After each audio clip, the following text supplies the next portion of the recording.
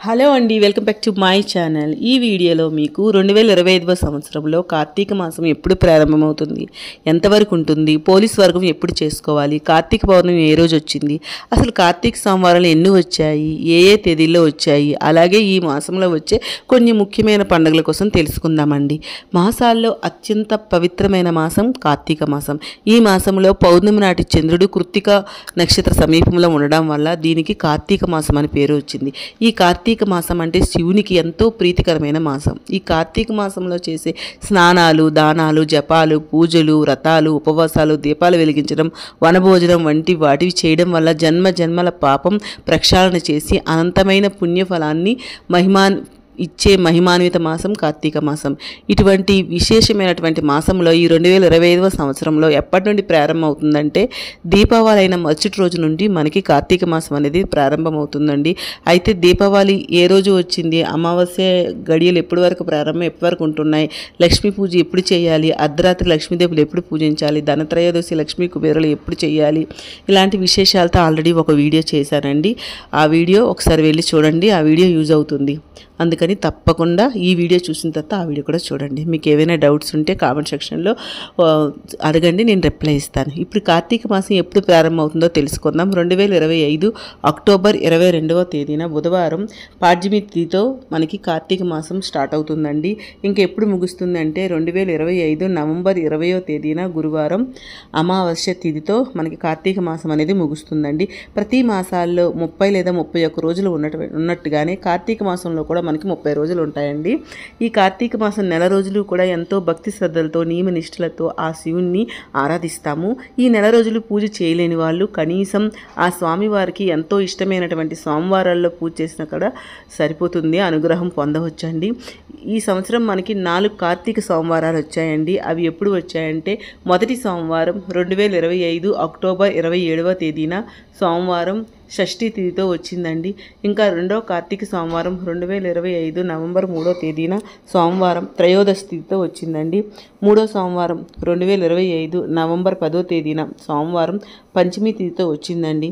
4 కార్తీక సోమవారం ఇదే ఆఖరి సోమవారం 2025 నవంబర్ 17వ తేదీన సోమవారం త్రయోదశి తిథితో పాటు వచ్చిందండి. ఈ రోజుతో కార్తీక సోమవారాలన్నీ ముగుస్తాయండి. ఈ 4 కార్తీక సోమవారాలు ఆ స్వామివారికి అభిషేకాలు నిర్వహించి బిల్వపత్రాలతో పూజిస్తే అక్కడ ఐశ్వర్య పుణ్యం లభిస్తుందండి. ఈ కార్తీక మాసం నెల రోజులు పూజ చేసిన వారు, చేయలేని వారు పూజా ఫలితాన్ని పొందాలి అంటే తప్పకుండా కార్తీక మాసం ఆఖరి రోజునటువంటి పోలీస్ వర్గం పూజనైతే తప్పనిసరిగా చేయాలండి. దీన్ని పోలీస్ వర్గం లేదా పోలి పాడ్యం అంటారండి. ఈ పాడ్యం ఈ రోజునే పోలి తల్లి స్వర్గానికి వెళ్ళిందని అంటారు. అందుకే దీన్ని పోలీస్ వర్గం లేదా పోలి పాడ్యం అని అంటారండి. అయితే ఆ పాడ్యం అనగానే చాలామంది కార్తీక మాసం స్టార్టింగ్ అయినటువంటి మొదటి రోజు పాడ్యమి తిథి రోజున పోలీస్ వర్గం అనుకుంటారండి. కానీ కాదండి, మొదటి రోజు కాదండి. కార్తీక మాసం ఆఖరి రోజున కార్తీక అమావాస్యం అయిన మొదటి రోజున పాడ్యమి తిథిలోనే ఈ పోలీస్ వర్గం అనేది చేయాలండి. అయితే మనకి ఈ సంవత్సరం పోలీస్ వర్గం ఎప్పుడు వచ్చిందనేది తెలుసుకునే ముందు కార్తీక అమావాస్య ఎప్పుడు వచ్చిందని తెలుసుకుందాం అండి. 2025 నవంబర్ 20వ తేదీన గురువారం కార్తీక అమావాస్య వచ్చిందండి. ఈ రోజుతో కార్తీక మాసం అనేది ముగుస్తుందండి.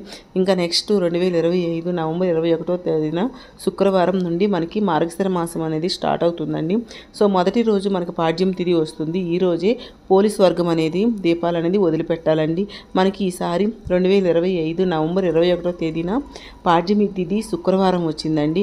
శుక్రవారం పూట ఎప్పుడూ కూడా పోలి తల్లికి దీపాలు వదిలిపెట్టమండి. ఎందుకంటే ఆమెను మనం మన ఇంటి ఆడపడుచుగా భావిస్తాం కాబట్టి శుక్రవారం పూట అయితే పోలి దీపాలు అయితే వదిలిపెట్టి పోలీస్ వర్గాన్ని అయితే చేసుకోకూడదు. అందుకని 2025 నవంబర్ 22వ తేదీన శనివారం పోలీస్ వర్గం పూజనైతే చేసుకోవాల్సి ఉంటుందండి. ఈరోజు తెల్లవారుజామునే పోలీస్ వర్గ దీపాలు అయితే వదిలిపెట్టాలి. ఇంకా ఈ మాసంలో ఎంతో విశేషమైన జరుపుకునే పర్వదినం కార్తీక పౌర్ణమి.